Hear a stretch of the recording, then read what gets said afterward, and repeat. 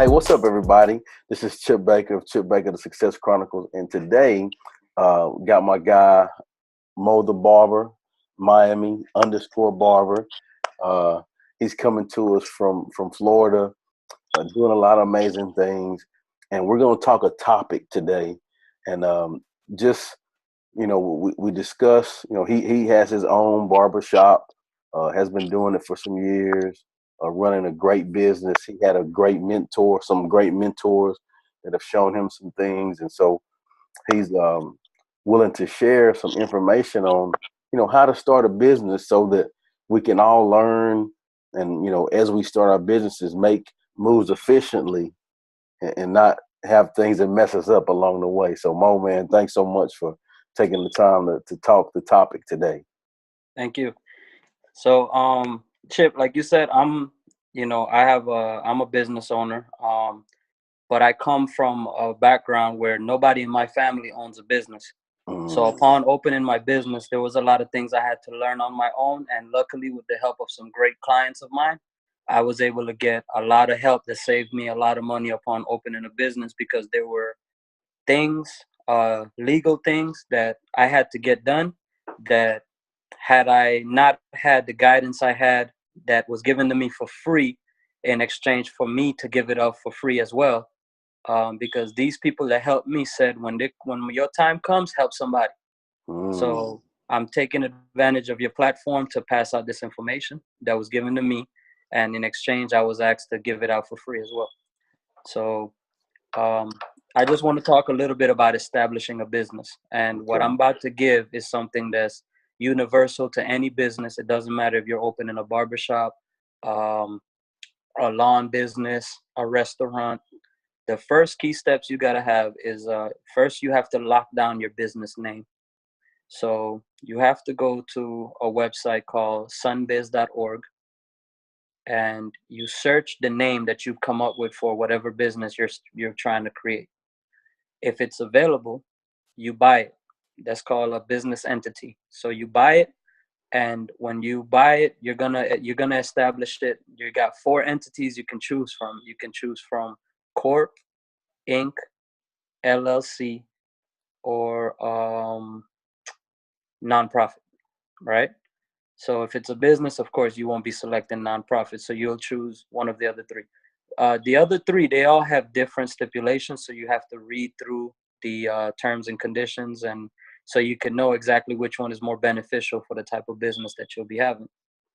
For small businesses, I was informed that it's usually better to go LLC, which means limited liability corp. Which doesn't hold you accountable for much. Um, Once you've established which one is better for your business and you purchase your business name, like for example, I am the Cut Stop Barbershop Inc. Right? I chose Inc. because I decided to. I have shares, that in the market for my business, which I'll probably talk about that later on how to do that. So once you've established your business name and you've established the entity you want to be, the second thing you're going to do is you have to get a tax ID. A tax ID is a social security for your business. We call it a tax ID, but it's also called the EIN, which is an employer identification number. And once you get that, that is your business social security. It's a social security for your business. You're going to take that, you go to the bank, you're going to open a bank account under your business name. And under your business name, you can now establish credit. You can open accounts, you can finance things, all that stuff.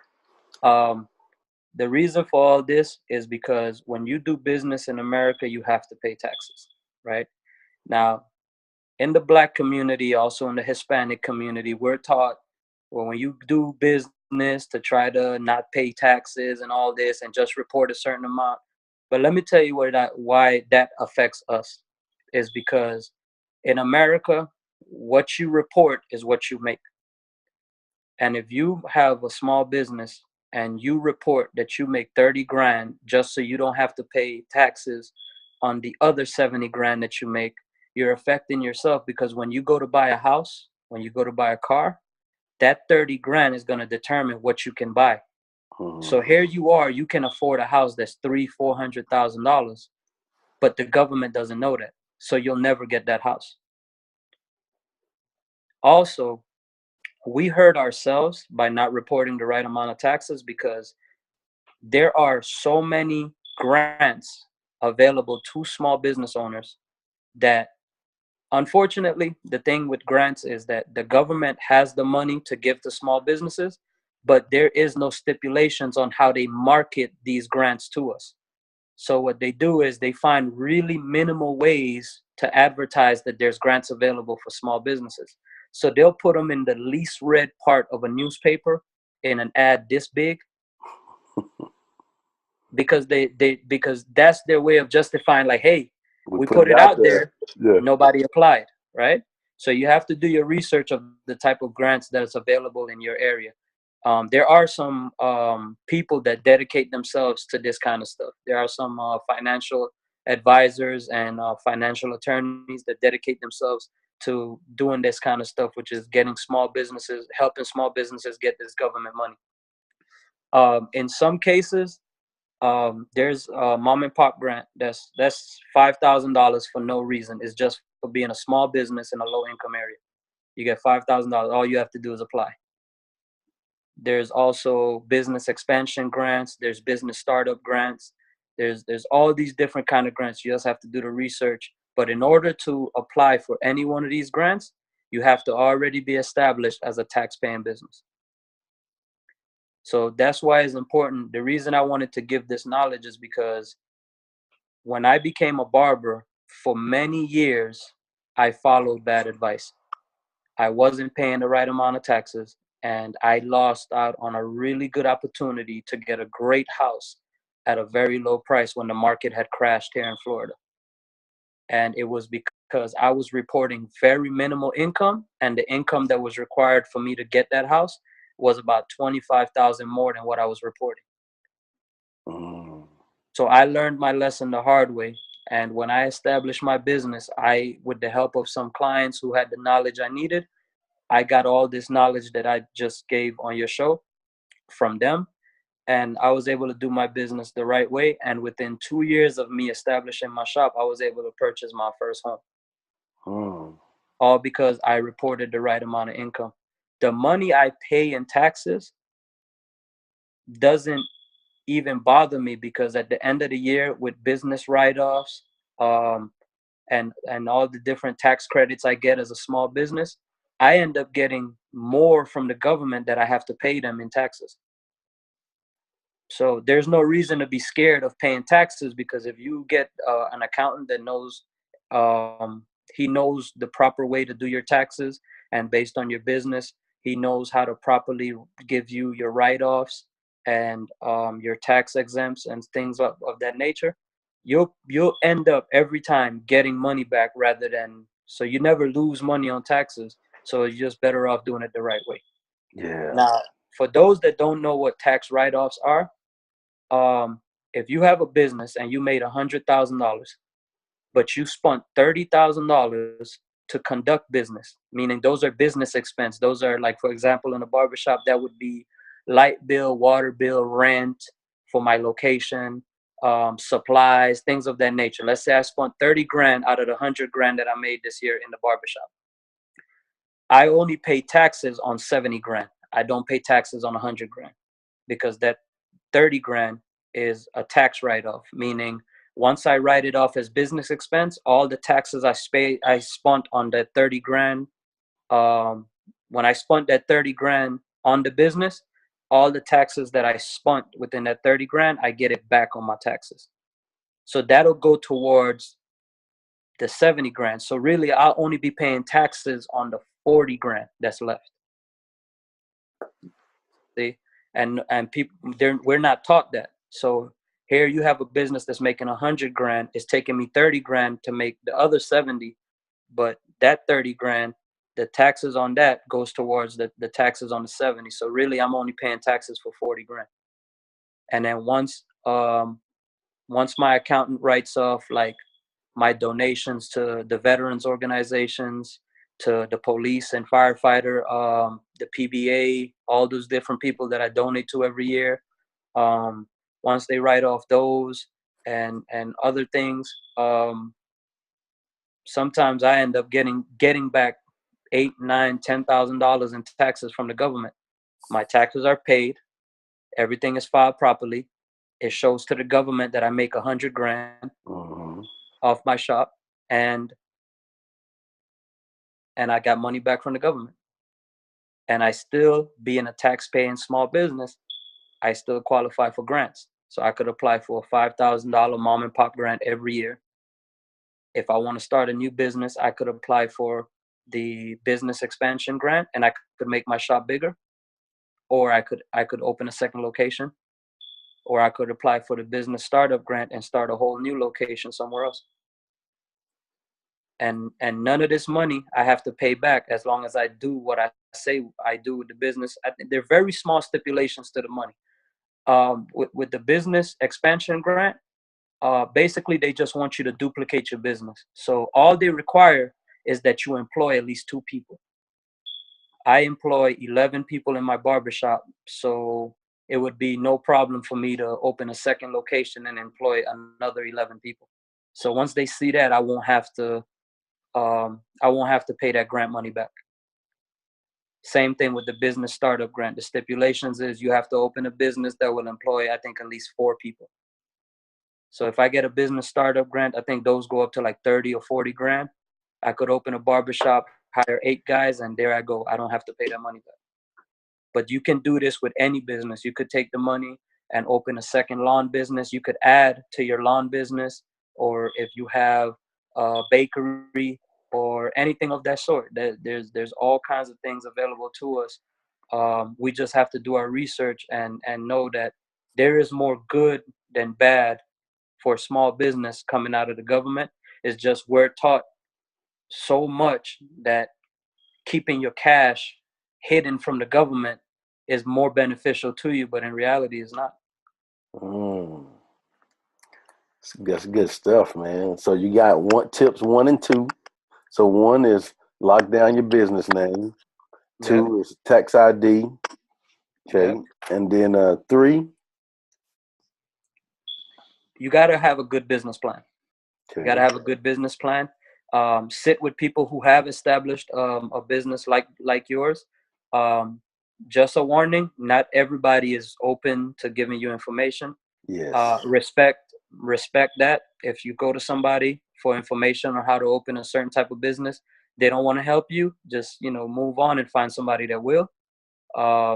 You just got to respect people's decisions. Some people just are like that. They just won't help you. Some people will. You just got to find somebody that's willing to help and give information.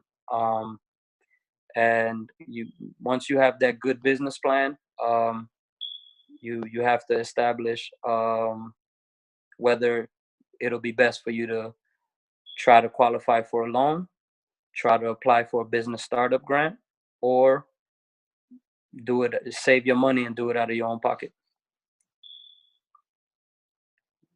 All right. So have a good business plan and decide if you're going to do a loan or startup grant. hmm All right. I did my business. I started my business with no money out of that. I didn't borrow any money from anybody. I saved for 3 years. I lived on a very tight budget. My wife backed me up on it. I told her what I wanted to do. She backed me up 100%. I told her just give me 3 years of tight living, and once I get this shop up, everything will be sweet. And she had my back. Um, my blessing came in the form of the house that I was renting at the time. It went into foreclosure, and I found out through a friend before the landlord told me. And when I approached the landlord about it, he was like, "Oh yeah, like I was gonna tell you." So I was like, "Yeah, so you don't own the house, so I don't have to pay you rent, right?" And he was like, "Yeah, legally, yeah, you don't have to." I like, "Well, legally, you need to get off my property." And he left, and I changed the locks on the door because legally I'm entitled to do that because he doesn't own the house no more. It was in foreclosure. And I stayed in that house for 3 years, and I saved the rent money. And that's how I was able to open my business without a loan. So for 3 years, I saved my rent money. I saved every single dollar. I put the $1,550 of rent. I put it in a bank account every single month, and that gave me the 40-something thousand dollars I needed to open my shop. Man, It that's just amazing. takes it That was a takes blessing. discipline. It takes discipline, and I recognize my blessing, and I didn't waste it on splurging. Mm-hmm. Well, I recognized the blessing for what it was, and I said, "This is my opportunity to save the extra money I couldn't save before to open my business." And I recognized the blessing. I I stuck to it, and when they say God has your back, He really does, because He held that foreclosure for the exact amount of time I needed to open my business. I opened my business in February, and in March I received a letter from the bank saying that I have to either buy the house or move. And that's when me and my wife, we decided to move into a bigger house. So everything was, it was the perfect amount, it was the perfect amount of time for me to get everything I needed Mm-mm-mm. That's awesome. It's a couple other, questions that I have of you. Did you hit the points that you wanted to hit? That you wanted to hit on those? done. On the information, Yes. yeah. Okay. uh, um yeah, establish your business name, get your EIN number or tax ID rather, get a business bank account, um, get a good business plan, um, decide whether a loan, a grant, or your own money is the best route to go to Hmm. open a business. And that's pretty much all the information I have so far for a positive start to a business. You know, as you're going through this, I have a guy in mind. And I'm asking this question. um, and he is about to take the same route as what you're doing. And like, that's why when you talk to me about this topic, I was like, hey, let's jump on it because I know, like right now, like soon as this is done, I'm about to send this to him because it's gonna help him. And I'll tell you more about that off air. But Okay. but just like your day to day operations, like in your shop, you said you have 11 employees. Yes. Okay, so yeah. And then talk to me a little bit about, like, I know one great thing about being a barber is, and you said this a couple of times, as far as, you come across people with a lot of great knowledge, that Yeah. you get the opportunity to talk to, Yeah. while you're cutting their hair or doing your thing. And so talk about like, just the quality relationships, building relationships a little bit. What I do is very important relationship wise. Um, I've raised my prices on my haircuts dramatically in the last 2 years. Like I've almost doubled the price of my haircuts. But my old clients that have been with me for years are still paying 10 years ago prices. And the Mm, reason for that is because I value some relationships more than money. I have a guy that's a mechanic. His name is Eddie, great guy. Um, I've never charged him for a haircut. He's never charged me to fix my car. That's yeah. a price. That's a priceless relationship in my opinion. He fixed my boat. He fixed my wife's car. He does my oil changes. And whenever he walks into the shop, is like, what is the point of exchanging money? It cost him nothing but knowledge to fix my car. It cost me nothing but knowledge to cut his hair. You know what I'm saying? There's no money out of his pocket to do what he does. There's no money out of my pocket to do what I do. Coming from Caribbean islands, we were taught not to measure favors. And what I mean by measure favors is sometimes you'll get a guy that'll say, "Hey, I charge 500 for this. So how about I do it and then you give me 30 free haircuts?" And I'm like, like that's called measuring a favor. You know what I'm saying? A favor is a favor, one for one. That's the way I look at it. You know what I'm saying? Hmm. So, hey, you come and, you a painter. It take you no more than an hour or two to paint my room. You come, you paint my room, you do it from the heart. Hey, 2, 3 haircuts, I got you. You know what I'm saying?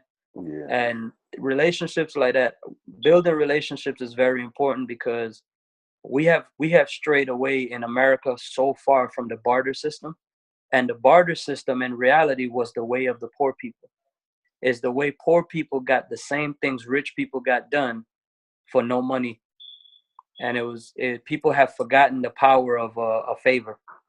We have strayed so far away from that. And a handshake, a handshake used to be such a powerful contract. That's And your word.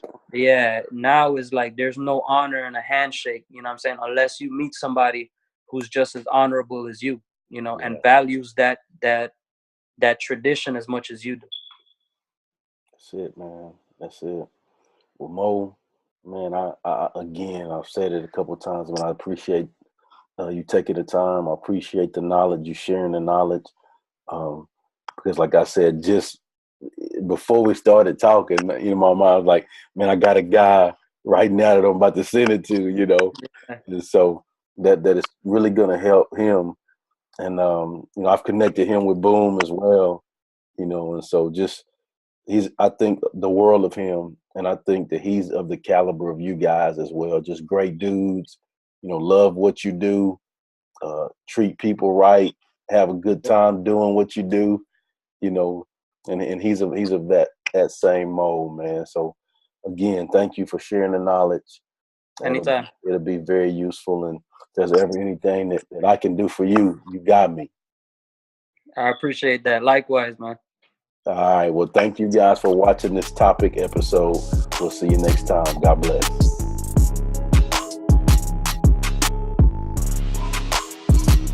Go get it.